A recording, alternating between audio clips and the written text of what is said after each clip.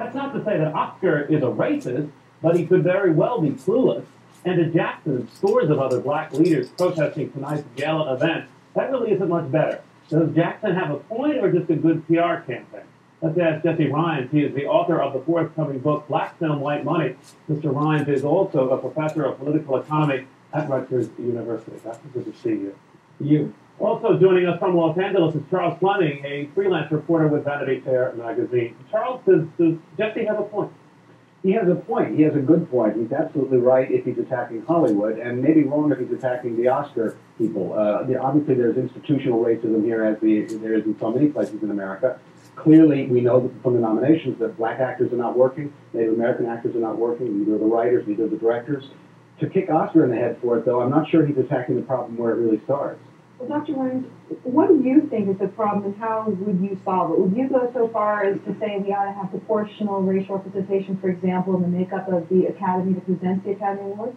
Well, if you go by dollars, perhaps 25% of the Academy should be black, since blacks pay 25% of the bills in Hollywood just about now. But the Oscars are not the central part of the problem. The real problem is behind the cameras, where you have people like grips, gaffers, people who do a lot of the hard work behind the camera are not getting jobs. African Americans have been, for a long time, kept out of those positions, and it's about time that changed. A lot of it comes from nepotism within the unions, within the Hollywood unions. But isn't it ironic that unions are supposed to be liberal? Hollywood prides itself on its liberal politics. So what's going on here? Well, I think we see a real contradiction there. It's about time that we address the contradiction. In Hollywood, the unions are primarily populated by people in families, people who are very close. And it's going to be impossible for other people to get in unless that practice is stopped. Mr. Fleming, do you agree that the locus of the problem is in the union movement in Hollywood? I think it's focused there, but it's not limited to that. Hollywood has always been about relationships, about who you know, which means it's a closed door to groups that are not already involved in a heavy way here. So sure, the unions are primarily white. Sure, so is the Directors Guild, so is the Writers Guild, so is the Screen Actors Guild. More fundamentally, there's a problem in terms of people getting work because Hollywood doesn't think in a very progressive way about itself or its product. It's true that it's a very liberal community, political, but not when it talks about itself and its industry. But that's why, for example, you find these casting problems. So here's a script and it says, calls for a part of Frank in his mid-30s, he's a drug dealer. Well, Hollywood thinks that's a black guy or maybe a Latino guy without thinking, well, why does he have to be? Similarly, if it calls for Frank, who's a lawyer, the next-door neighbor in his 30s, that's almost always a white guy. It sounds racist. It's very institutionalized out here, as though, again, I would insist that it is in so many quarters of this country. Well, I've got to say, I wanted to compliment people on saying now that this is institutional racism. When I was doing my doctorate at Berkeley 4 years ago, perhaps, institutional racism was not even something that was heard. It was thought that America had gotten beyond racism. And now it seems with cutbacks in affirmative action that everyone does not see this. So you don't see it as black artists who just weren't up to speed, just weren't as talented. No, I don't. Some of their white do not think that. Angela Bassett, she gets 2 or 3 Academy Awards. But Dr. Rhines, you can say that about so many actors and actresses who don't get awards. Many times my favorite films are not the ones, and the ones they put up there and lionize, I don't think are that great. Well, the most important thing to say here is that the Academy Awards this year are simply a vehicle for addressing a problem that has existed for quite a long time.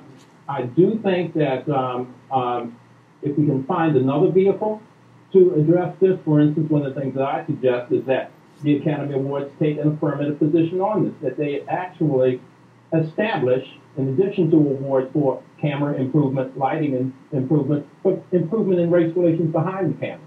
Why not give an Oscar for that kind of improvement? But are you talking about quota awards here for awards? Are you talking about a certain percentage has to go to African Americans? No, I'm not saying a quota in the Oscars. I'm saying next year, let's have an Oscar for the most improved studio, perhaps. Charles, I'm rather curious about this argument that I've been reading in preparing for this, which is that the decision not to put blacks on the screen as actors is a money decision, that the pictures don't draw as much that way. Is that true? I don't know if there's been a conclusive study that has said, okay, here, if you put black actors in these roles, not as many people will come and see it. I would doubt that that's the case. But it's certainly true that practically every creative or artistic or institutional decision that's made in Hollywood is made with an eye on the bottom line. And if, for example, we knew and could prove that Denzel Washington was as big a star in America and internationally as Sylvester Stallone, I have a hard time believing that it would take very much time before Denzel Washington was being paid as much as Sylvester Stallone, Arnold Schwarzenegger, and the rest of them. The fact is, for the bean counters here in Hollywood, black performers don't seem to be as good, as vulgar as it sounds, as good a return on the investment as white actors do. Dr. Ryan, I believe it was Dwayne Whitman writing in USA Today that said he thought the answer to this was for African-American artists to set up their own studios, that people like Bill Cosby, who have the buck, to get together to bankroll this and just start making their own films and do so well that Hollywood has to recognize them. Well, the independence of black producers has gone on for quite a long time. Oscar Michaud was an independent. Of course, Melvin Van Peebles started as an independent. Since the early days of cinema, the Lincoln Motion Picture Company, William Foster Photoplay Company, there have been a lot of black companies out there that have, in fact, addressed primarily a black audience.